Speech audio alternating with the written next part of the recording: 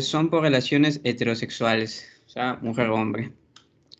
También la infección por VIH por uso de drogas parenterales tiene cierta relevancia en las mujeres y contribuye de forma variable, variando de zona geográfica. Y para eso, pues traje esta tablita de aquí. La pueden encontrar en la página de Censida, que es la que lleva la estadística del VIH en México. Y pues encontramos 4 clasificaciones, o sea, la vía sexual, la vía sanguínea, usuarias de drogas intravenosas, que se abrevia como UDI, y la vía perinatal, que son las vías de transmisión del VIH.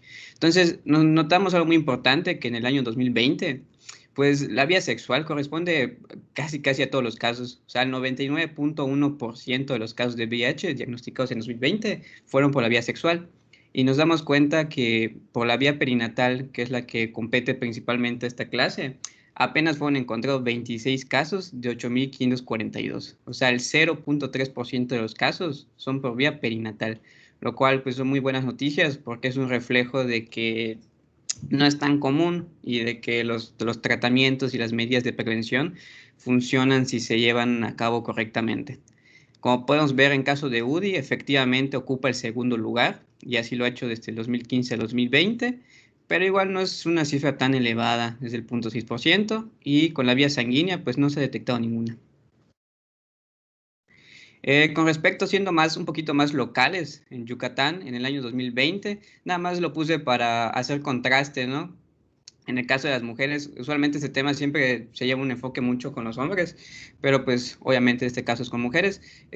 Hay muchos menos casos, o sea, 51 en Yucatán en comparación a 378 en hombres en este año. Y pues ha sido una constante, ¿no? De hecho, desde el 83 a 2015 es casi 5 veces menos que la cantidad de hombres. Ahora, ¿cómo es la transmisión del VIH en el embarazo? Pues resulta que hablamos de una transmisión vertical, o sea, obviamente, ¿no? Es una transmisión madre-hijo. ¿A qué tipo de vía corresponde específicamente? A la vía perinatal, que es la que comentamos hace unos momentos. Esta vía perinatal por transmisión vertical es la principal causa de VIH-Sida en pacientes pediátricos. O sea, los niños que tienen VIH, usualmente la mayoría van a ser porque pues, nacieron con esta condición, con la enfermedad.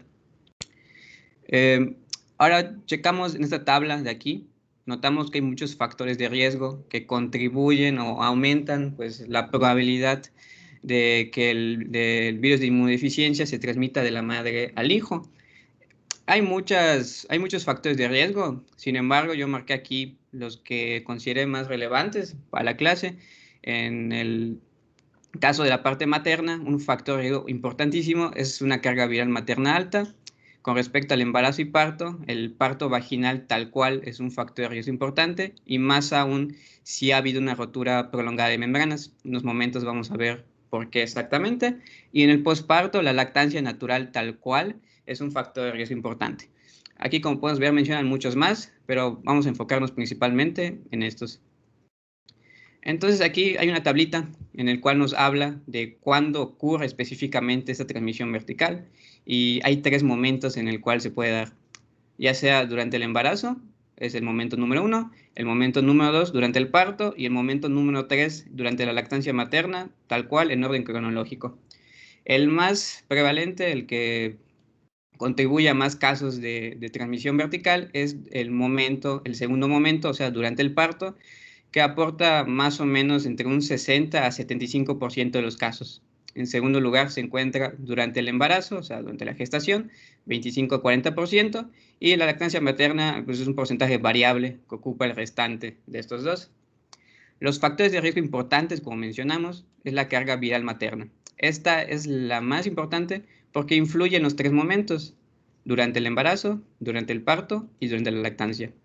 En el caso de parto vaginal, lógicamente, tiene influencia durante el parto y la lactancia natural tiene influencia pues, en la lactancia materna, valga la redundancia. En cuanto a medidas de prevención, tenemos una para cada uno de estos 3 factores de riesgo. Para la carga viral materna tenemos el tratamiento antirretroviral. Para el parto vaginal, pues que no sea vaginal, ¿no? Que sea una cesárea, en este caso es una cesárea electiva, se hace con tiempo de antelación. Y para la lactancia natural, pues que no sea natural, ¿no? Que sea artificial, con fórmula láctea. Vamos a aterrizar un poquito más en el primer factor de riesgo importante, ¿no? Que aumenta la tasa de transmisión, que es la carga viral materna. Como mencioné, es el más importante porque influye en los tres momentos en el cual se puede dar la infección al bebé. Ahora hay una pregunta que nos planteamos aquí, que dice si existe algún valor en la carga viral materna en la cual el riesgo de transmisión sea de 0%. O sea, si usando tratamiento antirretroviral puede llegar un punto en el cual no se dé ningún caso de transmisión vertical. Entonces, en teoría, sí, como ejemplifica este cuadro de aquí, si la carga viral es menor de 1000 copias por mililitro, se presume que hay un 0% de transmisión vertical. Sin embargo, pues en la práctica y sobre todo cuando se hace a gran escala, o sea, usando muchas pacientes embarazadas, se ha visto que si bien es cierto que son pocas, sí los hay. Entonces, no hay un valor absoluto en el que nunca vaya a haber un caso de transmisión, por más que la carga viral sea menos de 1000 copias o incluso más bajo. Y también podemos notar que la relación es constante, o sea, conforme la carga viral aumenta, aumenta el riesgo de transmisión vertical. Sin embargo, al igual, paradójicamente, pues también se alcanza una meseta, o sea, por más copias que tengamos, en este caso hay más de 100,000, nunca va a haber un límite en el que tengamos un 100% de probabilidad de transmisión vertical. Obviamente va a ser más alto y siempre va a ser mejor pues que sea bajo, ¿no? Mientras más bajo mejor, pero el punto aquí es que no hay un valor absoluto que haga esto imposible y tampoco hay un valor absoluto superior que haga esto 100% probable. Ahora, con respecto al tipo de parto, que es el segundo factor de riesgo, pues este, como vimos, contribuye a la mayoría de los casos de transmisión vertical del VIH. Y esto es porque el tipo de parto vaginal específicamente, el tipo de parto del parto vaginal, porque el feto en este tipo de parto tiene una exposición a los fluidos como la sangre y secreciones vaginales, obviamente a través del canal de parto, lo cual aumenta el riesgo de transmisión vertical. Entonces, si la exposición a fluidos, secreciones vaginales, como secreciones vaginales y sangre en el canal de parto son los que aumentan el riesgo, pues tendremos que buscar que el bebé no pasa a través del canal de parto, ¿no? Se tiene que evitar esa exposición a los fluidos y esto se logra mediante una cesárea electiva, o sea, es antes del comienzo del parto y se planea más o menos entre las 34 a 36 semanas de gestación, que es donde se hace el último análisis de la carga viral. Ahorita lo vamos a comentar un poquito mejor. Sin embargo, vemos que hay una condición muy importante para realizar la cesárea electiva, que es que las membranas amnióticas se mantengan íntegras. Y pues esto tiene su lógica también en que si las membranas ya no están íntegras, pues ya hay una exposición a fluidos maternos hacia el feto, ¿no? Hacia el bebé. Entonces, tienen que estar íntegras para que la cesárea electiva aporte una cantidad considerable de disminución de riesgo de la transmisión. Por sí sola, solo la cesárea electiva sin uso de retrovirales puede disminuir hasta en un 50% los casos de transmisión vertical. Entonces, aquí hay esta tablita en la cual tiene dos columnas, una donde muestra el estatus de la paciente y otra donde está el porcentaje de transmisión vertical. Entonces, lo que se hace aquí es que ahí hemos visto dos factores de riesgo y dos formas de reducir esos factores de riesgo, ya sea con tratamiento antirretroviral para la carga materna y con la cesárea electiva para el parto vaginal. Entonces, vamos a fijarnos en el que tiene el más alto, que es de 20%. Nos damos cuenta que es un parto vaginal sin sidobudina. O sea, ni la cesárea ni el antirretroviral, y entonces tiene la tasa de transmisión más alta. Sin embargo, vamos a ver qué pasa si solo ocupamos uno, ¿no? La cesárea electiva sin el antirretroviral, 4%, y el parto vaginal con sidobudina, 4%.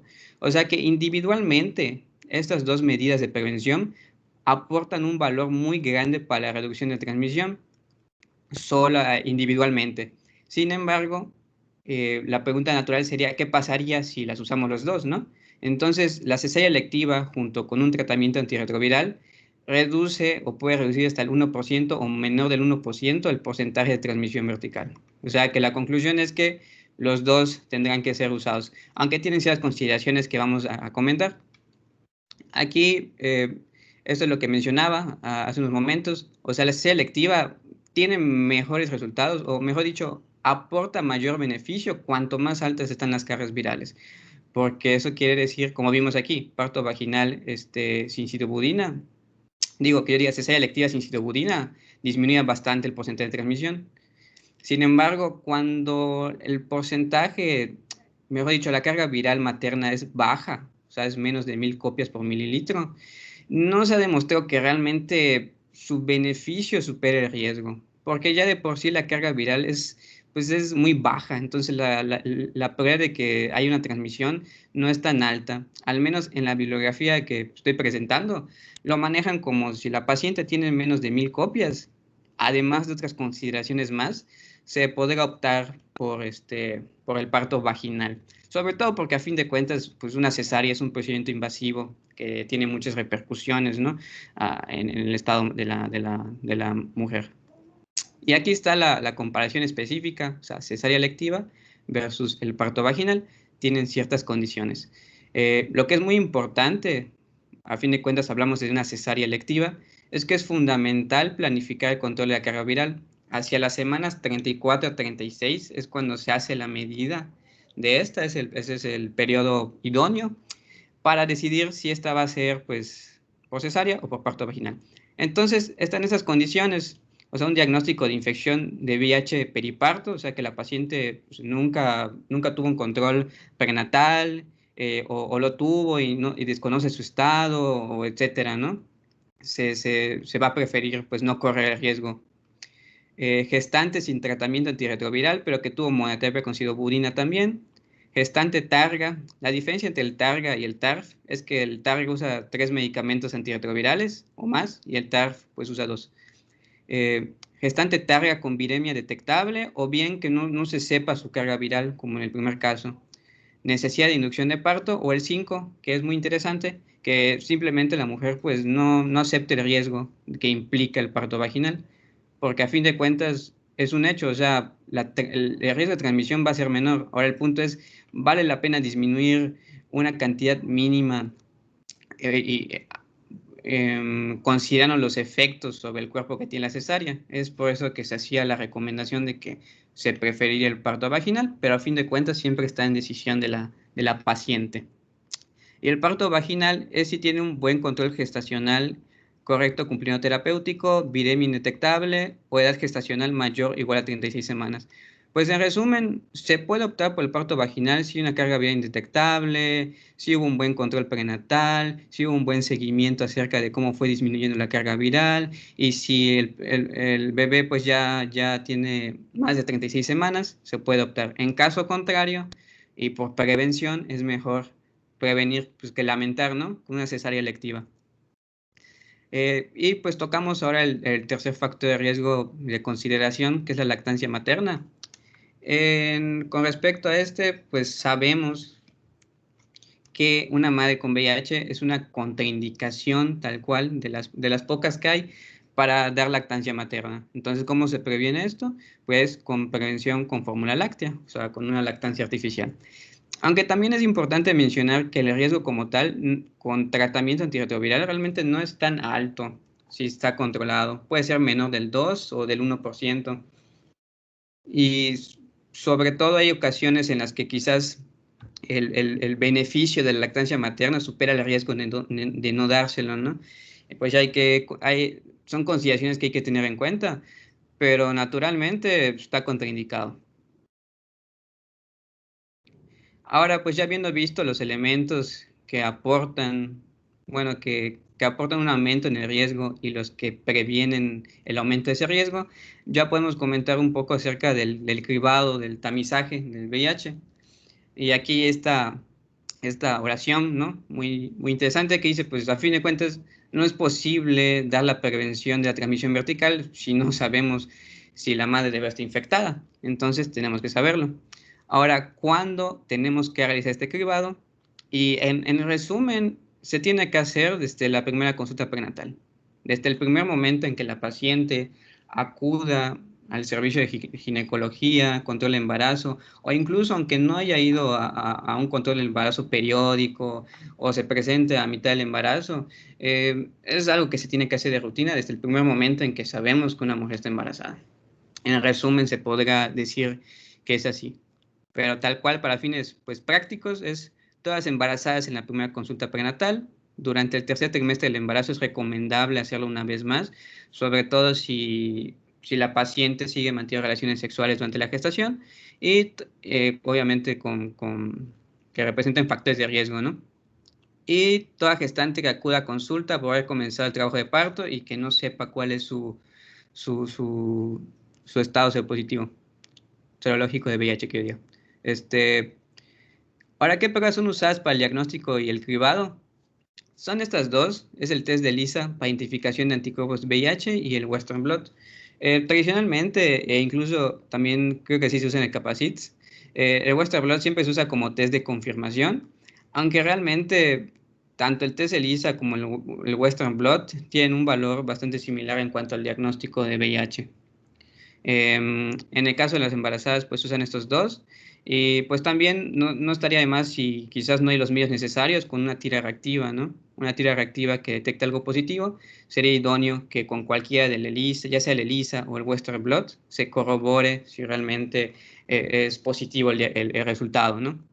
Pero para fines prácticos son estas dos. La asistencia durante la gestación, o sea, para qué está el equipo médico, ¿no? ¿Cuál es su trabajo con una paciente con estado de VIH positivo? Pues es la estabilización de la enfermedad para empezar, o sea, que se encuentre bien ella primero, para luego preocuparse por su hijo, ¿no? En la prevención de la transmisión materno-fetal.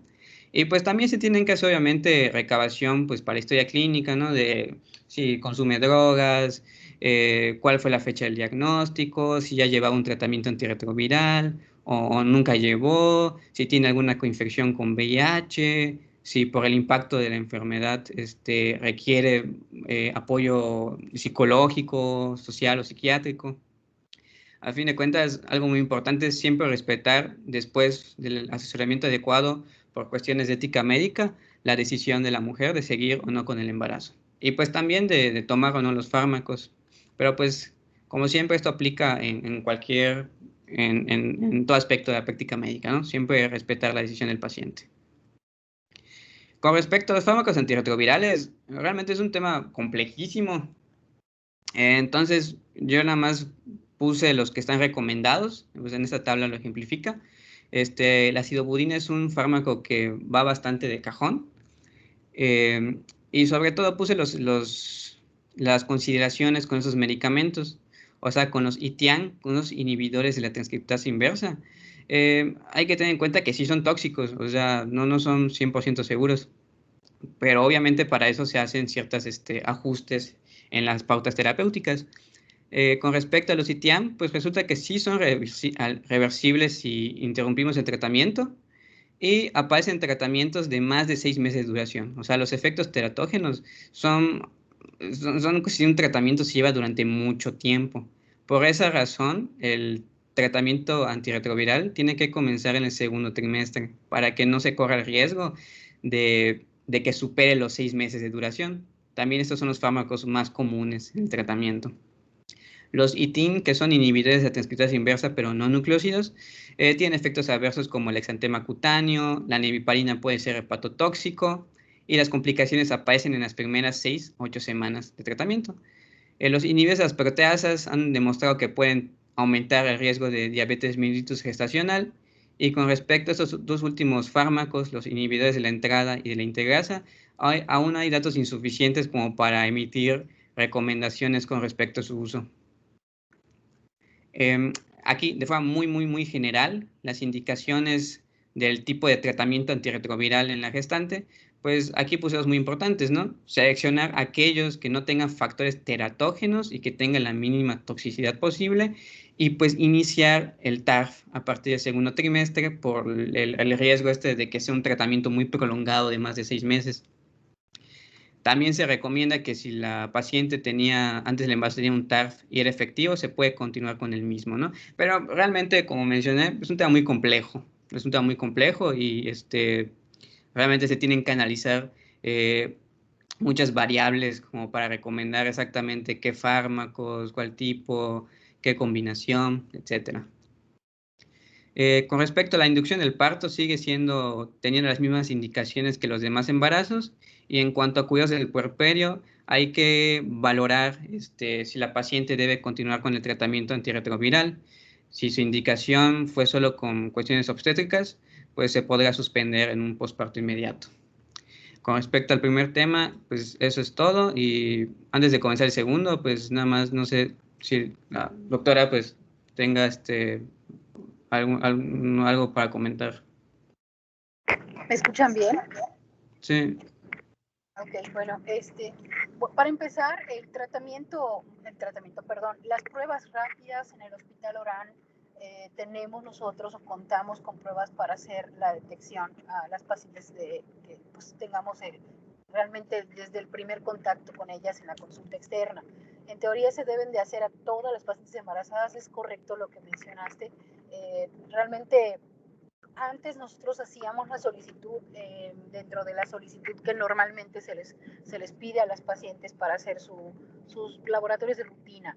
Pero en la actualidad nosotros podemos tener acceso, inclusive se llena un formato y tenemos la prueba rápida a disposición, ya sea para en la consulta o si a las pacientes las recibimos en valoraciones y no habían ido a la consulta o no son pacientes de la consulta, o sea, del control del universo del Hospital Orán, pues obviamente a esas pacientes hay que hacerle su prueba, inclusive aún siendo pacientes del universo del hospital, o sea, se deben de hacer en la toco y se deben de estar monitorizando. Yo creo que aquí lo importante es establecer bien pues el tratamiento profiláctico en cuanto al tratamiento que se da antes del parto. Se debe inclusive manejar como dosis, o no como dosis, sino como tratamiento antes de la cesárea o antes del parto. Y pues obviamente la notificación al departamento de pediatría porque es en conjunto también. Sigue siendo hoy por hoy el ácido budina el medicamento que, como tú mencionaste también, pues de elección. También tenemos otros medicamentos que, bueno, el Capacit's también tiene acceso a inclusive violencia. Ya tienen los medicamentos como por ejemplo, hay un fármaco que es el que maneja el Hospital Orán, que se da en las pacientes que han sido violentadas y obviamente pues tienen que solicitarse con una receta de las que no sé si las conocen, que se conocen como, antes eran las del Seguro Popular, ahorita son pues prácticamente cubiertas por el INSABI, y es un fármaco que tiene 3 componentes y obviamente esto lo podemos manejar si la paciente no está embarazada, pero también si la paciente está embarazada también cuentan con estos fármacos en el Capacit's. Y también eso, la protección que tiene el médico para cuando va a atender el parto o la cesárea de estas pacientes, pues tiene que ser con guantes especiales. Este tipo de guantes a veces los maneja Capacit's, también los maneja Ortopedia, que son guantes especiales pues para evitar algún tipo de accidente con el médico o el personal que esté atendiendo a la paciente. No sé si alguien quiere hacer algún comentario antes de continuar o alguna pregunta. Yo tenía una pregunta, doctora. No me quedó... ¿Me escucha, perdón? Sí, sí te escucho. Ok, gracias. Bueno, son dos realmente. La primera es que no me quedó muy claro. Entonces, una madre que tenga VIH, que se conozca antes de embarazarse, el tratamiento antirretroviral se tiene que suspender durante el primer trimestre. Pues la verdad, lo que tratamos de hacer es precisamente pedirle su titulación y normalmente en el primer trimestre, que es el de riesgo, es cuando se suspende, sí se suspende el tratamiento y después se continúa en el segundo trimestre. Ah, ok. Y mi otra preguntita es que creo que ya no me acuerdo muy bien, no sé si usted me lo puede recordar, que si el aborto en una mujer con VIH es legal en Yucatán. Pues es que se tienen que someter a comité de ética. No es Ah, legal, no está ah, autorizado como tal, como que sea legal, a menos que haya el embarazo atente contra la vida de la paciente o que tenga el producto algún tipo de malformación, pues entonces se somete a comité y se puede considerar como legal, pero si es por VIH, no. Ah, ok, gracias. De nada. Pues continuamos entonces. Gracias, doctora. Ahorita pasamos con la segunda y última de mi parte, que es la sífilis en el embarazo. Definiendo rápidamente algunos conceptos, pues es una enfermedad sistémica y crónica de transmisión sexual, como bien sabemos, por el agente del treponema pálido, y se estima que más o menos esta bacteria pues infecta 1 millón de embarazadas al año. En cuanto al curso clínico de la enfermedad, realmente vemos que hay dos tipos, o sea, hay la sífilis precoz o temprana y la sífilis tardía. La temprana ocurre durante el primer año de la infección. También hay bibliografías que dicen durante el primero, ¿no? Durante el segundo año, más o menos en ese periodo. Y la sífilis tardía es a partir de 1 año de la infección. Entonces, hablando del primero de la sífilis temprana, vemos que tiene pues 3 clasificaciones más, que son las bien conocidas, ¿no? La sífilis primaria, la sífilis secundaria y la sífilis latente temprana.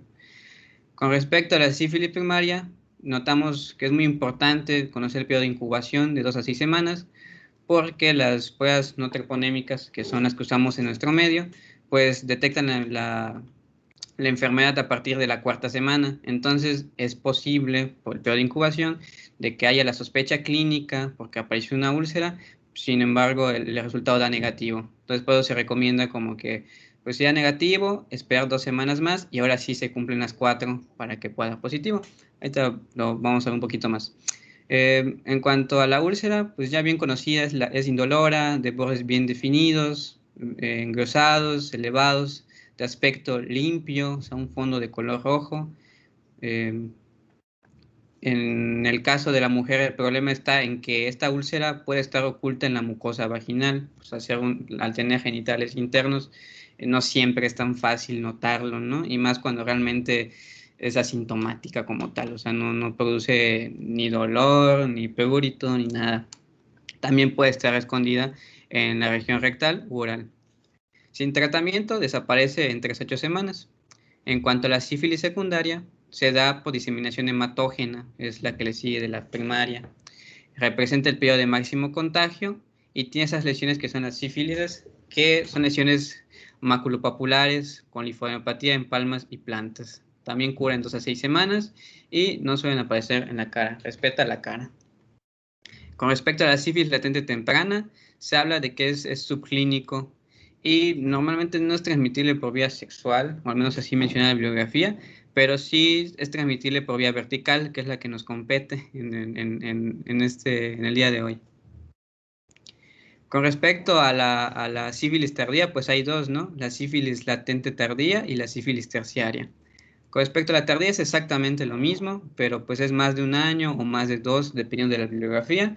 Y es básicamente que la serología dé positiva, pero el paciente está asintomático, que la paciente está asintomática. Sífilis terciaria son poco frecuentes debido a la introducción de antibióticos, en este caso pues de la penicilina. Y pues nada más es la parte en la que se disemina ya de forma sistémica total, ¿no? Al hígado, al cerebro, la neurosífilis, al hueso, al corazón, la aparición de gomas, etc. Entonces, pues ya viendo la clínica, me parece que es un tema que pues ya hemos visto bastantes veces. El diagnóstico de la infección materna, ¿cómo es, no? Realmente hay también visualización en campo oscuro, pero pues en nuestro medio y la forma en la que lo hacemos o se hace aquí es por diagnóstico serológico, la cual, como mencionamos, es útil a partir de la 4ª semana del inicio pues, de la infección. Entonces se divide en 2 tipos de pruebas no treponémicas, que son las más usadas en nuestro país, y las pruebas treponémicas que tradicionalmente son confirmatorias, o sea, después de una prueba no treponémica positiva, se hace una prueba treponémica y si es positiva, se da el diagnóstico pues, de sífilis, pero pues en México no son usadas habitualmente. Y entonces tenemos el siguiente modo de operación. En nuestro medio, pues lo que hace el diagnóstico de sífilis es la sospecha clínica para empezar, una BDRL, que es la prueba no treponémica positiva, y nos damos cuenta que hay dos tipos de BDRL, o sea, una cualitativa y una cuantitativa. En este caso usamos las dos, ¿no? Una como tamizaje y una como confirmatoria. La cualitativa es la que se usa de tamizaje, nada más puede ser positiva o negativa. Y la BDRL cuantitativa es la que se usa como confirmatoria, es la que mide la cantidad de anticuerpos de forma correcta. Todo esto es el diagnóstico de sífilis, con esos tres elementos. Características de la BDRL es que, como dije, es bastante multiusos, o sea, nos sirve como tamizaje de la enfermedad porque es bastante accesible, por su precio es barata y se realiza fácilmente, no necesitas ser un experto para poder hacerla. Además de que se usa como tamizaje, también se usa para evaluar la respuesta de tratamiento y el seguimiento de la evolución del paciente. O sea que a pesar de que tenemos una no treponémica y otra treponémica, en México pues usamos una para hacerla de todo, ¿no? Eh, Cuanto a la sensibilidad, no es tan alta, tampoco está tan mala, pero la especificidad sí es muy buena, es del 97 al 99%. Ahora, ¿cuándo tenemos, como en el VIH, ¿no? ¿Cuándo tenemos que hacer el cribado, el tamizaje para esta enfermedad? Y es la misma idea, es en toda embarazada. Sí, claro, en la primera consulta, pero en general es en toda embarazada. Si no se la ha hecho, no lo sabe, pues se la hacemos. Solo que aquí en general es idóneo que antes de la semana 24, más o menos, especialmente como antes del último trimestre tal cual, ya pues hay un diagnóstico, ¿no? de esta enfermedad por los efectos que tiene en este último trimestre del embarazo. De hecho, pues se repite el estudio de nuevo, ¿no? En el tercer trimestre, como para ver si realmente, sobre todo si tuvo actividad sexual, no se infectó durante el transcurso de la gestación. También existe el diagnóstico de sífilis fetal y se hace por PCR. Sin embargo, en la práctica, pues es suficiente con el cribado de sífilis positivo. O sea, con los elementos que mostré que usamos en nuestro medio para hacer el diagnóstico, con eso es suficiente. Realmente no se tiene que proceder a hacer un diagnóstico fetal, pero pues nada más para que note que existen, ¿no? Este tipo de diagnóstico. Con respecto a la transmisión materno-fetal, se realiza, como dice el nombre de la madre al feto, se realiza a través de la placenta. No es tan común como estaba mencionando antes de la semana 18, o sea, como en la primera mitad del embarazo, no es como que tan común, pero puede pasar. Sobre todo la transmisión se produce con más frecuencia durante los 2 últimos trimestres de la gestación, pero como mencioné, puede ser en cualquier momento. Pero de aquí se desprende la recomendación de que hay una fecha de semanas de gestación como que límite, ¿no? Para que realmente tengamos un diagnóstico en el sentido de que realmente podamos evitar la transmisión de la madre al bebé. Porque pues si ya estamos en un periodo de alto riesgo y ya ocurrió, pues ya no tendrá resultado las intervenciones que podamos hacer. Y con un tratamiento adecuado se obtienen muy buenos resultados. Aquí nada más para ejemplificar, ¿no? O sea, la sífilis primaria y secundaria, en estos estados de la enfermedad, hay un mayor riesgo de transmisión materno-fetal, con 75%, la latente temprana 40% y la latente tardía un 10%. Entonces, de aquí también hay que considerar que si hubo una infección durante la gestación, tiene mayor riesgo de que pueda transmitir la infección, porque estos son los primeros estadios en los que cursa la enfermedad. Con respecto al tratamiento, aquí es esta tabla, es con penicilina G benzatínica, 2.4 unidades internacionales por vía intramuscular. Ahora, lo que va a variar es la dosis, ¿no? Puede ser una dosis o 3 dosis. Para embarazadas que se encuentren en sífilis primaria, secundaria o latente temprana, se usa una sola dosis. Para embarazadas que estén en fase latente tardía, terciaria o desconozcan de su estado, se usan 3 dosis separadas por un intervalo semanal. O sea, es un esquema pues, de 21 días de duración. También podría darse el caso de que hay una falla al tratamiento en el primer grupo. Entonces, estaría recomendado tratarlas como pacientes con sífilis latente tardía o terciaria. A fin de cuentas, el tratamiento pues, es la piedra angular en la disminución de riesgo de la transmisión vertical. Esta es la acción más importante junto con el diagnóstico oportuno que podemos hacer para disminuir la tasa de incidencia de sífilis fetal. algo muy importante es que en este caso no hay alternativas. No hay alternativas con respecto a la penicilina porque tiene una característica que es un antibiótico que cruza la barrera placentaria. Entonces se tiene que dar esta sí o sí. En caso de que la paciente reporte alergia, se tiene que desensibilizar. Y una vez desensibilizada, se le da la penicilina. En la bibliografía de donde leí también mencionaba que no estaría de más hacer pruebas cutáneas para confirmar que realmente sean alérgicas, porque al menos en las estadísticas que se manejan en el libro, según 10% nada más lo son realmente, pero bueno, realmente pues eso ya es cuestión del médico, ¿no? Del médico médica que va a tener la paciente. En cuanto al seguimiento y evolución de la sífilis, pues como mencioné, la BDRL es muy útil en todo momento, estas pruebas no treponémicas. Ahora, el punto aquí es cuándo las tenemos que hacer, cuándo tenemos que valorar de nuevo a las pacientes con esta prueba. Y pues son 3 momentos también, 3 momentos: a los 3 meses, a los 6 meses de gestación y al momento del parto.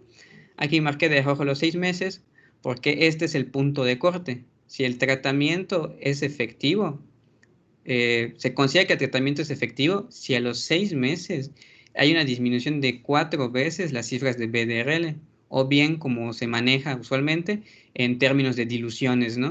O sea, 4 veces las cifras de BDRL equivale a disminución en 2 diluciones. Y esto pues ya lo vimos en las clases de terapéutica. O sea, de 1,16, 2 diluciones, la siguiente dilución sería 1,8 y la siguiente 1,4, ¿no? Entonces aquí se cumple, de 1,16 pasó a 1,4, aquí de 1,32 pasaría a 1,16, de 1,16 a 1,8, entonces se cumple, ¿no? Son 2 diluciones. En un caso de que fuese 1,32 y quede en 1,16, pues tenemos fallo del tratamiento, entonces tendríamos que proceder, como estaba en esta tablita, a tratar a la paciente como latente tardía o terciaria, dando 3 dosis separadas por intervalo semanal. Y lo que mencioné al principio de la exposición, que la BDRL puede ser negativa al inicio, porque ya vimos que el periodo de incubación es de 2 a 6 semanas, ¿no? Entonces, si el chancro apareció a las 2 semanas y las BDRL son efectivas a las 4, entonces tenemos que esperar unas 2 más para que se cumpla el tiempo de espera para que la prueba pueda ya dar verdaderos positivos. Entonces, ese sería el tema de sífilis. Y pues de nuevo, si la doctora quiere hacer algunos comentarios. Normalmente cuando nosotros tenemos a una paciente en la consulta, de la misma manera, pues le solicitamos su prueba de BDRL, ¿no? Sin embargo, también nos ha llegado reportes de BDRL positivo y lo que tenemos que hacer efectivamente es confirmar la definición, o sea, la situación, el diagnóstico, ¿no? Pero aquí lo importante es saber las repercusiones, además del feto, sobre el embarazo en sí y específicamente con la placenta. ¿Alguien de ustedes leyó algo relacionado con esto en relación a los cambios que pueden haber no solamente en el feto, obviamente ya sabemos qué, pero pues, hablando del líquido amniótico, de la placenta? ¿Alguien de ustedes sabe qué es lo que sucede con la placenta específicamente?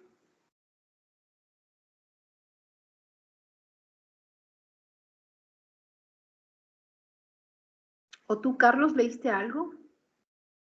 O sea, que mencione algo en relación a la modificación en la estructura de la placenta. La verdad, solo leí que lo de la penicilina, ¿no? De que la transmisión es placentaria, pero no vi nada de modificaciones de líquido. En realidad el líquido amniótico no se modifica, lo que modifica es la estructura de la placenta. Se ha descrito esto en estudios, ¿sí? ¿Perdón? Bueno, yo creo que había leído que se da una modificación a nivel placentario en cuanto que o sea, hay placentomegalia, suele aumentar bastante de tamaño, no sé si... Exactamente, el Sí, peso y el tamaño se llama macroplacenta.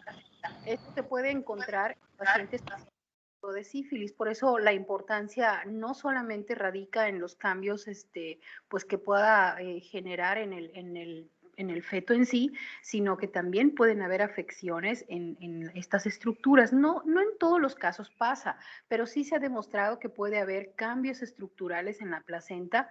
Esto nos daría a lo mejor un volumen, un peso mayor que el esperado para la edad gestacional, y obviamente eso también es como que puede integrarse como parte del diagnóstico, que nos confirme realmente que haya una afección, independientemente de la etapa en la que se encuentre la sífilis, ¿no? Muy bien, continuamos entonces.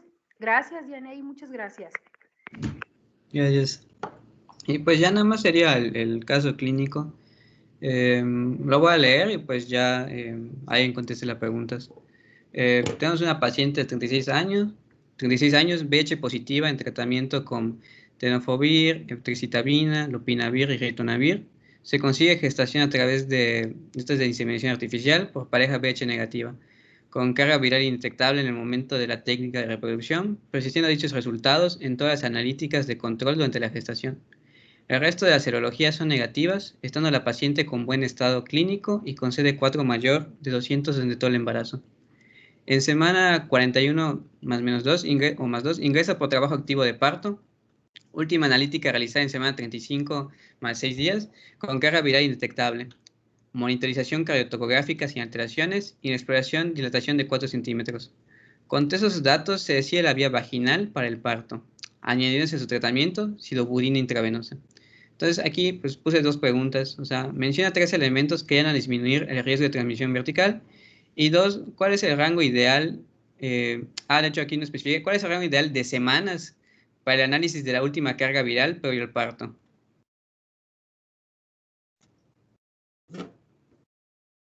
Bueno, uno de los elementos que ayudarían a disminuir el riesgo es que, pues, tanto en la inseminación, durante la inseminación artificial, pues, no sé, la carga viral estaba menor a 1000, o sea, era indetectable. Otro sería que estaba bajo tratamiento con los 4 fármacos.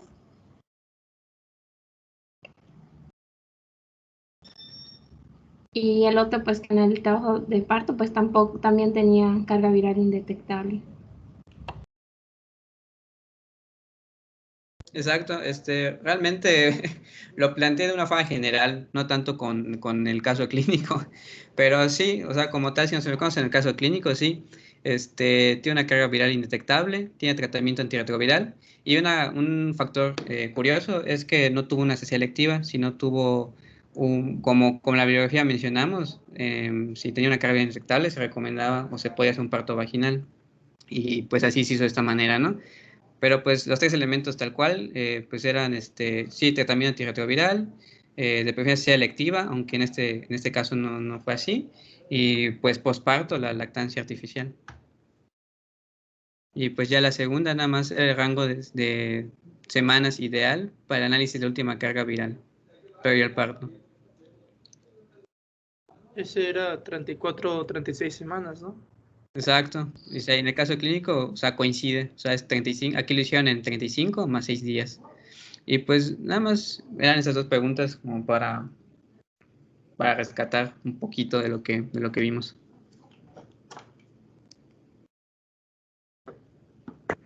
Muchas gracias. ¿Alguien quiere hacer alguna pregunta más o algún comentario? No sé si se alzó una mano por ahí. Creo que no, doctora. Bueno, creo que ese es el objetivo de las preguntas, más bien del caso clínico. Recuerden que de lo que se trata es de recordar lo que ya vimos, que realmente estuvo muy bien documentado, y yo creo que además el hecho de saber específicamente cómo podemos manejar estos temas, ¿no? Teniendo como guía un caso clínico. Muy bien, vamos a continuar entonces.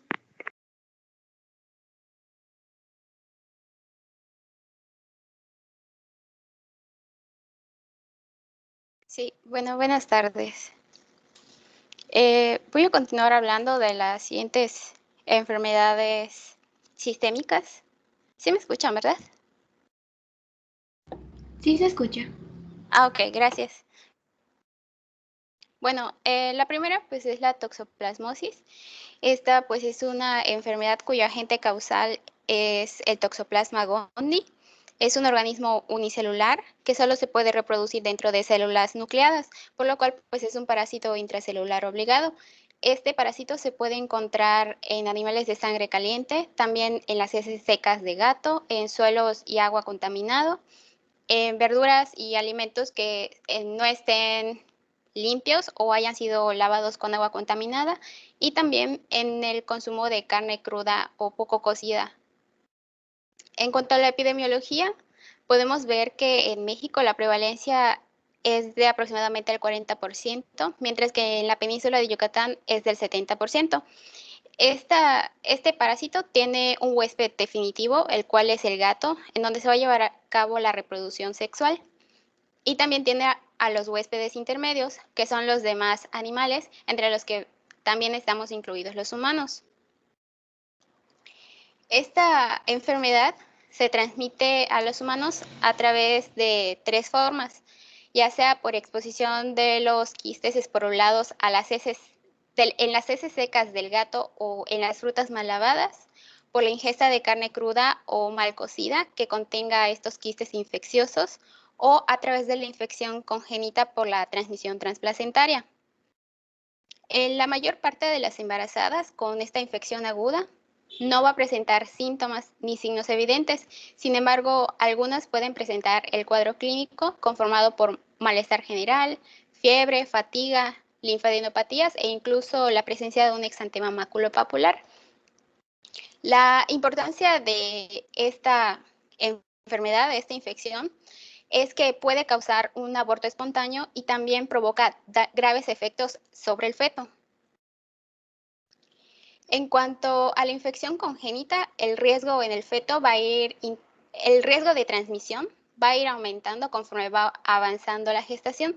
Como podemos ver en la tabla, cuando la gestación es menor de 12 semanas, el riesgo de que se transmita es del 5%, mientras que cuando la gestación es más avanzada, como vemos en semanas mayores a 24, el riesgo puede alcanzar hasta el 60%.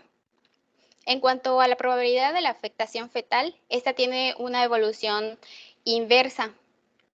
Es decir, en esta, conforme incremente o vaya evolucionando la gestación, la afectación va a ir disminuyendo.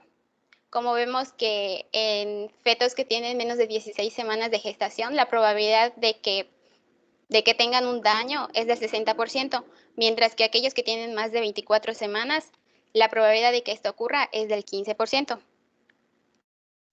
De todos los fetos que tienen la infección neonatal, van a ser sintomáticos un 15%. Esta sintomatología va a estar conformada por la tétrada de Sabin, en la cual pues, las principales manifestaciones son la hidrocefalia, las calcificaciones intracraneales, la cororetinitis y las convulsiones. El resto, el 85% de los fetos que han sido infectados van a ser asintomáticos. Sin embargo, un 20 a un 30% van a desarrollar daño principalmente ocular conforme vayan pasando los años. En cuanto al diagnóstico de la infección materna, esta pues no se puede realizar solamente con el cuadro clínico, ya que como mencioné, esta puede pasar desapercibida o ser asintomática la mujer embarazada. En cuanto al cribado serológico, este va a buscar principalmente anticuerpos inmunoglobulina G y M específicos para el toxoplasma. Para que se lleve a cabo necesita que se cumplan ciertas indicaciones. Este se va a realizar en embarazadas inmunocomprometidas, en embarazadas con sospecha de toxoplasmosis o en las regiones en las que la toxoplasmosis sea de una prevalencia elevada. Ya teniendo los resultados de las inmunoglobulinas, si ambas son negativas, vamos a poder concluir que la paciente no ha sido expuesta anteriormente a este parásito, por lo cual pues aún tiene la susceptibilidad de infectarse durante el embarazo. Si la inmunoglobulina G es positiva y la M es negativa, nos va a señalar que la infección ha sido pasada. Si la inmunoglobulina G y M son positivas, nos señala que puede existir una posible infección aguda. Sin embargo, es necesario repetir esta prueba en 3 semanas para poder comparar los valores de estas pruebas. Así también, si la inmunoglobulina G es negativa y la M es positiva, también nos puede señalar una posible infección aguda o un falso positivo, por lo cual también es necesario repetir esta prueba en 3 semanas. Una vez que ya se haya identificado una infección por toxoplasma en la mujer embarazada, es necesario realizar un diagnóstico de la infección fetal. Este se va a llevar a cabo a través de la ecografía, la cual nos va a mostrar alteraciones como hidrocefalia, calcificaciones cerebrales o hepáticas, esplenomegalia o ascitis. Y también se va a llevar a cabo a través de una prueba de PCR de líquido amniótico, el cual pues es el método de elección, ya que permite la amplificación del ADN del Toxoplasma gondii. Este se debe realizar cuando ya haya más de 18 semanas de gestación, ya que si se realiza antes, la sensibilidad es más baja. Como pues es un método invasivo, existen ciertas indicaciones para que se pueda llevar a cabo. Esto requiere de que los estudios serológicos sugieran una infección adquirida durante el embarazo, una ecografía que muestre lesiones fetales en pacientes inmunodeprimidas o aquellas que tengan riesgo de una reactivación de una infección latente. En cuanto al tratamiento, pues va a buscar que la infección fetal se reduzca o que su gravedad también se disminuya. Va a depender el momento en el que se diagnostique la enfermedad. Si se diagnostica en un embarazo menor a 18 semanas de gestación, el tratamiento consiste en espiramicina, 1 gramo cada 8 horas vía oral hasta que se realice la amniocentesis, es decir, hasta las 18 semanas de gestación. Una vez que se realice, si el resultado arroja una PCR negativa y una ecografía normal, el tratamiento se suspende, excepto cuando exista una seroconversión ya documentada. Si la PCR es positiva y la ecografía es anormal, el esquema de tratamiento se cambia a pirimetamina, 50 miligramos cada 12 horas, vía oral 2 días y después a 50 miligramos día, más sulfadiazina, más ácido folínico. En el caso de que la enfermedad o la infección se dé en un embarazo mayor a 18 semanas de gestación, el esquema es el mismo que ya mencioné, de pirimetamina, de sulfadiazina y ácido folínico. Cuando se realice la amniocentesis, si los resultados arrojan PCR negativo y una ecografía normal, el tratamiento se debe suspender, excepto cuando exista la seroconversión. En cambio, si la PCR es positiva o la ecografía muestra alteraciones en el feto, el tratamiento se debe continuar hasta que ocurra el nacimiento. Como pues sabemos, lo más importante es la prevención. En la guía de práctica clínica pues se nos menciona algunas recomendaciones hacia la embarazada. Entre estas podemos ver que se necesita el lavado de manos antes de manipular los alimentos, lavar cuidadosamente las frutas y verduras, utilizar guantes si se va a manipular suelo contaminado con los quistes, evitar el consumo de carne cruda o mal cocida y también evitar el contacto con las excretas de los gatos. Hasta acá, ¿quiere comentar algo, doctora? No, nena, continúa mi vida. Ok. Bueno, pues ahora vamos a ver la infección por rubiola. Pues es un virus del género Rubivirus, cuyo único reservorio es el ser humano. Su periodo de incubación es de aproximadamente 14 días y se transmite principalmente a través de las secreciones nasofaringeas. Pues es importante saber que el periodo de inefectividad va desde 7 días antes de que aparezca el exantema y persiste hasta 7 días después de En las mujeres embarazadas, el cuadro clínico va a aparecer como un exantema macular leve que inicialmente aparece en la cara, pero posteriormente se va a ir extendiendo hacia el tronco y las extremidades. También puede aparecer linfadenopatía en ciertas regiones como la suboccipital, postauricular y la cervical. También ocasionalmente puede aparecer artritis y febrícula, que puede ir de 37.2 a 37.8 grados.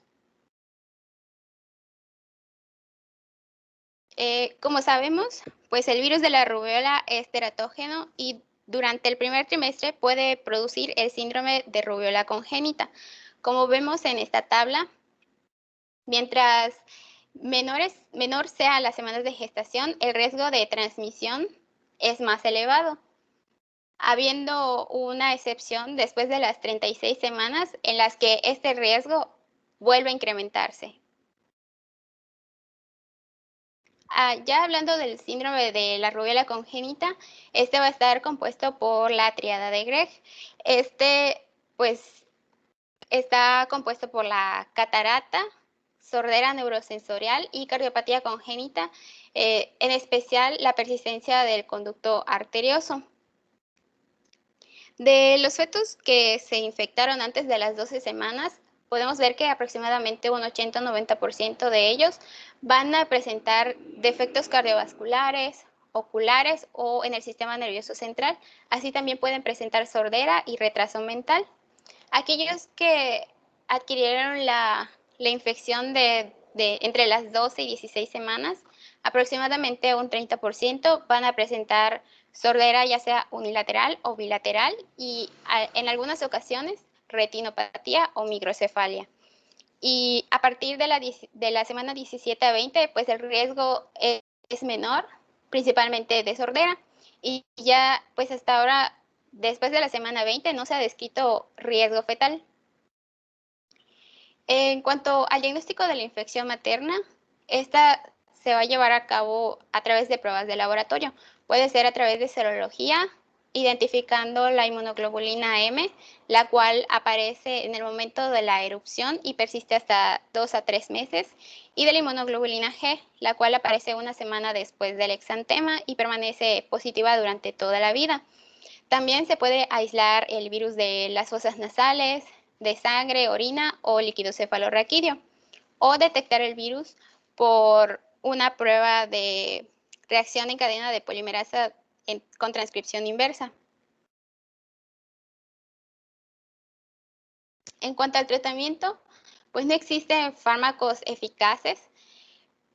Sin embargo, pues a las mujeres se les debe asesorar en la consulta prenatal para que pues se conozca su condición de inmunidad, ya que si aún no han recibido la vacuna, pues se les aplique y eviten la gestación en los siguientes 3 meses. En caso de que la mujer ya esté embarazada pero no tenga inmunidad, la vacuna pues se le debe indicar ya en el periodo de puerperio, ya que como está constituida por virus vivos atenuados, está contraindicada durante el embarazo.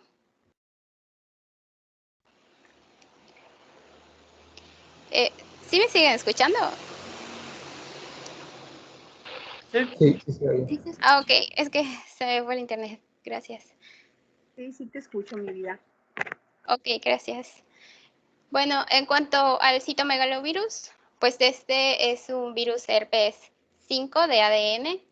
Es una infección congénita que se puede presentar aproximadamente en 1% de los recién nacidos y es la infección congénita más frecuente. Esta se va a encontrar y transmitir a través de los fluidos corporales como orinas, secreciones orofaringeas, genitales, leche materna o lágrimas. Y pues como ya mencioné, se transmite cuando se entra en contacto con estas secreciones. El periodo de incubación pues puede ir desde las 3 hasta las 12 semanas. Y pues también es importante mencionar que aunque exista inmunidad materna, esta no proporciona protección absoluta, ya que el virus puede entrar en un estado de latencia y posteriormente tiene la capacidad de reactivarse. En cuanto a la transmisión materno-fetal, esta puede ocurrir ya sea antes del nacimiento, durante el parto o con la lactancia. Este riesgo de transmisión pues va a variar dependiendo del momento de la gestación en el que ocurra esta infección, el cual pues va a ser mayor conforme más haya una mayor evolución de la gestación. Como vemos en la tablita, en el primer trimestre el riesgo de la infección congénita es del 25% y en el tercero es del 75%. En cuanto al cuadro clínico, normalmente la embarazada suele ser asintomática, sin embargo en un 30% se puede presentar fiebre prolongada, un cuadro pseudogripal o también alteraciones en los laboratorios que se manifiesta como linfocitosis, trombocitopenia o alteración de las pruebas de función hepática. En cuanto al riesgo de las secuelas que se puedan producir en el feto, este va a ser mayor mientras la infección ocurra a etapas más tempranas del embarazo.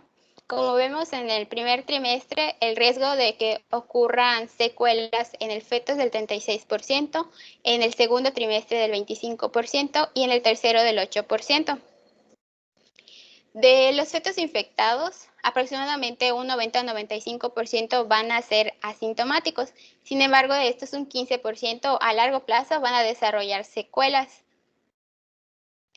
Y del resto, del 5 al 10% de estos van a ser sintomáticos, de los cuales pues el 90% van a tener estas secuelas, principalmente neurológicas. También vamos a poder ver secuelas como hipoacusia, microcefalia, retraso mental, corioretinitis, entre otras. El diagnóstico de la infección materna pues se puede llevar a través del aislamiento del virus en secreciones como saliva, leche materna, a través de los cultivos o a través de la determinación de las inmunoglobulinas en el suero materno, el cual pues se ha demostrado que es el método más fiable.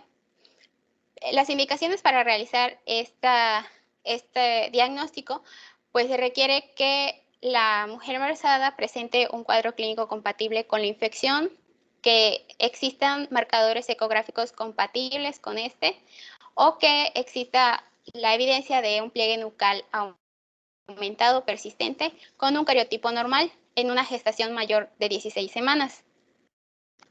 En cuanto al diagnóstico de la infección fetal, este se puede llevar a cabo a través de un cultivo viral del líquido amniótico o de la sangre fetal o a través de la determinación del ADN por una prueba de PCR. Una vez que ya se haya establecido el diagnóstico, pues también es necesario estimar si el feto va a desarrollar síntomas a causa de esta infección.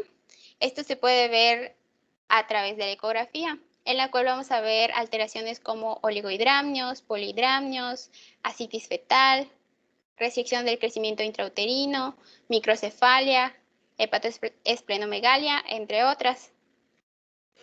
El tratamiento pues va a depender principalmente de la edad gestacional en la que ocurre esta infección.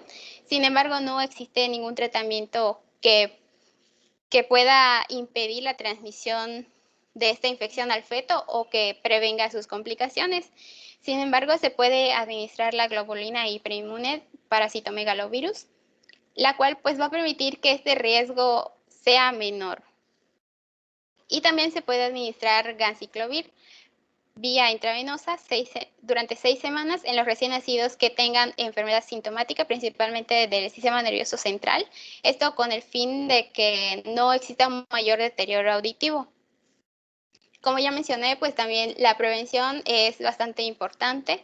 Se le debe sugerir a la paciente que evite los contactos estrechos con niños y que implemente medidas de buena higiene, como no besar a los niños, no compartir objetos de higiene personal o alimentos con otras personas y también implemente el lavado frecuente de manos con agua y jabón. Y por último, pues vamos a ver herpes simple. Pues sabemos que es una de las infecciones de transmisión sexual más frecuentes. Sabemos que existe el virus herpes simple tipo 1, el cual ocasiona la mayor parte de las infecciones orolabiales y oculares. Esta ocurre principalmente durante la infancia y normalmente suele ser asintomática en la mayor parte de los casos. También está el virus herpes simple 2, el cual produce infección principalmente genital y ocurre a partir desde el inicio de la vida sexual. Y también se puede relacionar con otras enfermedades de transmisión sexual. La transmisión materno-fetal pues también va a estar relacionada o va a depender de la edad gestacional en la que ocurra, de la presencia de anticuerpos maternos contra este virus y de la vía de parto. Existen 3 vías por las que puede ocurrir esta transmisión. Las principales, pues como ya mencioné, son la intrauterina, el que ocurre en el 5% de los casos, la perinatal, el 85%, y la postnatal, el 10%. Como vemos, pues la más frecuente es la perinatal, la que ocurre habitualmente cuando el feto entra en contacto con el aparato genital durante el parto. En cuanto a la infección, la embarazada pues la va a adquirir cuando entra en contacto con un hombre que tiene esta infección. Una vez que el virus entra, se replica en el lugar de la entrada y posteriormente se desplaza en una dirección retrógrada a través de los nervios sensitivos, en donde va a permanecer en un estado latente hasta que existan ciertas condiciones en las que pueda reactivarse. Esta puede presentarse de 3 formas, como herpes genital primario, en la cual la paciente puede estar asintomática o tener sintomatología grave, en la cual pues se van a ver las lesiones herpéticas características de esta infección, sintomatología sistémica como cefalea, fiebre o malestar general, molestias urinarias e incluso adenopatías. Puede presentarse también como un primer episodio de herpes genital no primario, el cual, pues como dice su nombre, es el primer episodio en un paciente que ya tiene anticuerpos previos frente a este virus. En este caso, la sintomatología suele ser menos intensa, tiene una duración menor y normalmente las manifestaciones sistémicas no se presentan. Y también se puede presentar como una infección recurrente, en la cual se observan las lesiones confinadas y con una duración más corta. El diagnóstico de esta infección se confirma a través de la presencia del virus herpes simple, a través del cultivo de las lesiones, o también puede ser a través de una prueba de PCR o de anticuerpos específicos para este virus. Ya para terminar, el tratamiento de la primoinfección materna consiste básicamente en la administración de aciclovir, 400 miligramos cada 8 horas vía oral, o valaciclovir durante 7 días, más la administración de analgésicos orales o anestésicos tópicos. Y en cuanto al tratamiento de la infección recurrente, es también aciclovir o valaciclovir. Sin embargo, este se da a partir de la semana 36 para evitar que en el momento del parto se presente un episodio. La cesárea en este caso se indica únicamente cuando existen lesiones en el aparato genital, ya que si estas lesiones se presentan en otro momento, no es indicativo de cesárea. Y eso sería todo. Y el caso clínico. Muchas gracias. Bueno, ¿va a comentar algo o luego el caso clínico? No, continúa, hija, vamos a leer el caso clínico. Ok. Bueno, es una femenina de 29 años que tiene 17 semanas de gestación, la cual acude a control prenatal. Esta se ha documentado que inició control a las 9 semanas, presentando a las 13 semanas de gestación inmunoglobulina G e inmunoglobulina M positivas para Toxoplasma gondii, por lo cual pues se inició el tratamiento. Entre sus antecedentes gineco-obstétricos está menarca a los 12 años, ciclos regulares 5-28, una gesta, cesárea 1 a las 38 semanas de gestación, recién nacido vivo. Entre sus antecedentes personales no patológicos, menciona que tiene contacto con gatos y con excretas de estos. Y también manifiesta que consume carne no bien cocida, pero sí lleva a cabo un lavado adecuado de sus alimentos. En la exploración física se encuentra orientada, frecuencia cardíaca de 80, respiratoria de 20 respiraciones por minuto, tensión arterial normal, mucosas normocoloreadas, resto de exploración normal. No sé si, bueno, menciona un factor de riesgo. No sé si alguien quiere mencionar alguno de este caso clínico. Bueno, creo que el más claro es el del contacto con los gatos y la mala higiene que tuviera con su, perdón, el cocimiento de la carne. Quizás si no tuviera una buena higiene, esto podría, aunado al dato anterior, pues ser un factor de riesgo más fuerte. Y pues sobre la, bueno, no sé. Sí, esos serían. Y sobre la otra pregunta, pues creo que sería lo de la espiramicina, 1 gramo cada 8 horas por vía oral, hasta lo de la amniocentesis, había comentado en la exposición, y lo de pirimetamina, sulfadiazina y el ácido folínico, hasta que tuviera pues un PCR positivo o que tuviera algún dato ecográfico, marcador ecográfico que fuera compatible o una ecografía anormal. Sí, correcto. Y pues eso sería todo por mi parte. Gracias. Creo que está levantada la mano de Diana.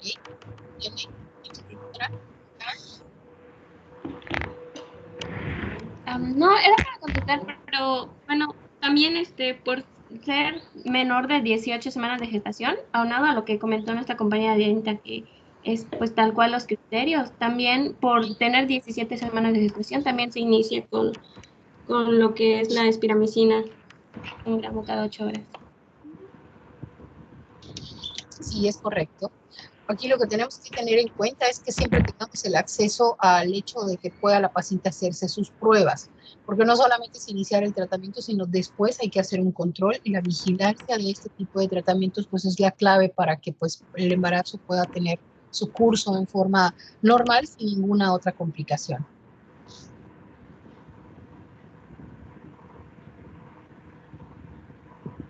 Pues muy bien, muchas gracias. Diana, ¿vas a comentar algo más?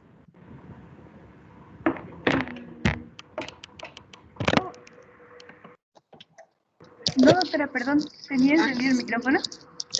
Sí, no, tu manita. Pero bueno, está bien, no importa. Muchas gracias, de verdad, Carlos, muchas gracias a Rosy. Rosy, tú expusiste ahorita, ¿verdad? Muchas gracias por la participación de tus compañeros, de todos los que están aquí. ¿Alguien quiere comentar algo más? Recuerden siempre que establecer el diagnóstico diferencial es súper importante para no dar tratamiento en forma innecesaria, ¿no? ¿Tienen levantada la mano? Sí, doctora, tengo una duda, pero respecto a la clase de mañana. Ok, en Misael, la parte de desnutrición, ¿de dónde podría encontrar más información al respecto? Porque no encontré demasiada. No sé si tuviste oportunidad de revisar el González Merlo. Eso sí lo estaba medio revisando, pero bueno, había varios apartados, pero no estaba seguro en dónde sí, estaba. Sí, porque tampoco el Williams habla mucho, bueno, del tiene como tema. una página más o menos de desnutrición. Más. En el libro de Awed también hay información sobre nutrición y embarazo. Si tienes chance, ¿lo tienes? La web creo que no, pero lo puedo buscar. No, pero yo lo subí, lo tienen ustedes. De todos modos, sí, ahorita lo reviso a ver si se cargó, porque creo que no. Creo que no lo he descargado entonces, pero sí lo checo debe entonces. estar ahí, búsquenlo, porque se lo subí dentro de los otros materiales. De todos modos, ahorita voy a confirmar si se pudo cargar la información, si no voy a intentarlo otra vez para que lo puedan cargar. Sí está, doctora, ya lo chequé. Pues descárgalo, hijo, porque hay un apartado que tiene que realmente, lo que nos interesa es que pues no caigamos en la controversia, porque muchas veces pues los nutriólogos o nutriólogas tienen cierta información.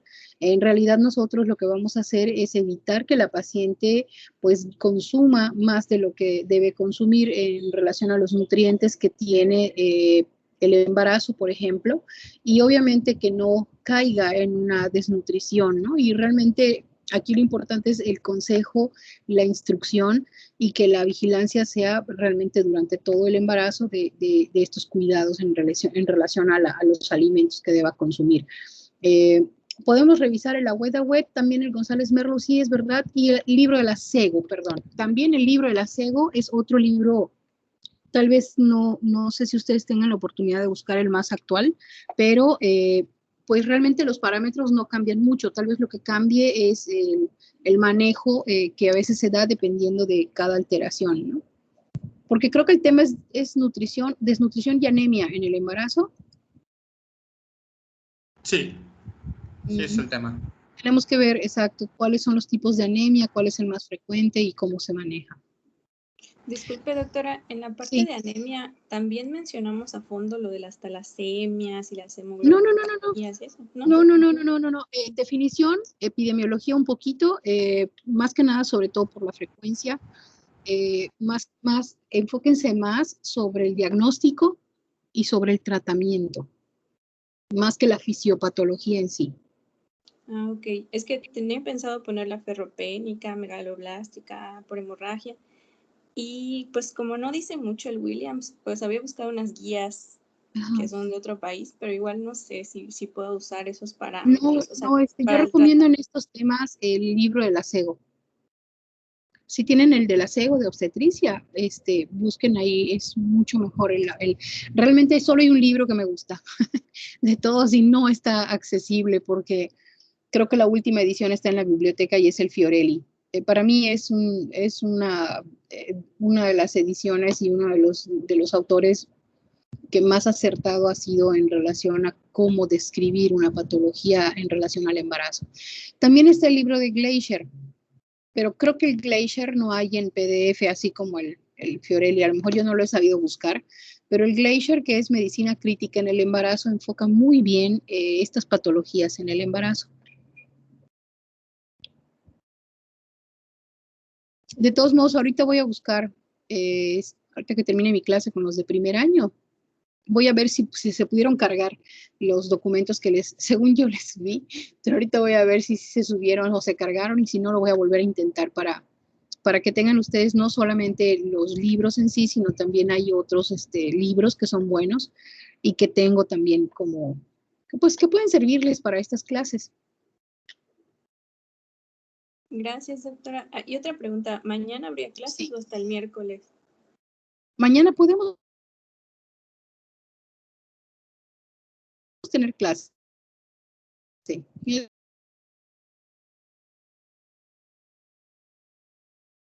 Ok, gracias.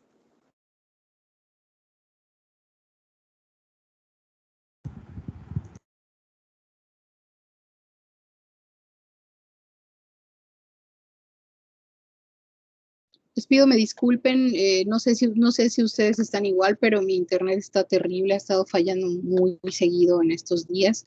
Espero que me estén escuchando ahorita, no sé si me dejaron de escuchar. Sí se escucha, doctora. Pero bueno, mañana podemos... Ay, qué bueno. Gracias, Diana. Y es que por ratos se va el internet, dice que está tratando de reconectar y ya me lo hizo 2 o 3 veces durante la clase. Pero bueno, nos vemos mañana, sin problema, tenemos clase a las 2:30. Gracias, doctora. Inclusive, si les parece, yo termino como a las 12. Como ya adelanté, solo me queda un oficio por hacer, que más que un oficio es un documento que normalmente cada año, desde que estoy en la jefatura, pues lo tenemos que presentar, que se llama plan de trabajo. Es un documento que tengo que actualizar con frecuencia de casos, de partos, cesáreas, todo esto. Entonces, como es lo debo de terminar hoy. Si lo termino en un ratito, ya mañana no voy a tener que hacerlo. Así que si ustedes quieren y les parece, desde la 1 puedo verles. Pero no sé si tienen otra clase. Creo que tenemos clase de psiquiatría a las 12. Veo a la Sí, de 12 a 2 tenemos otra clase.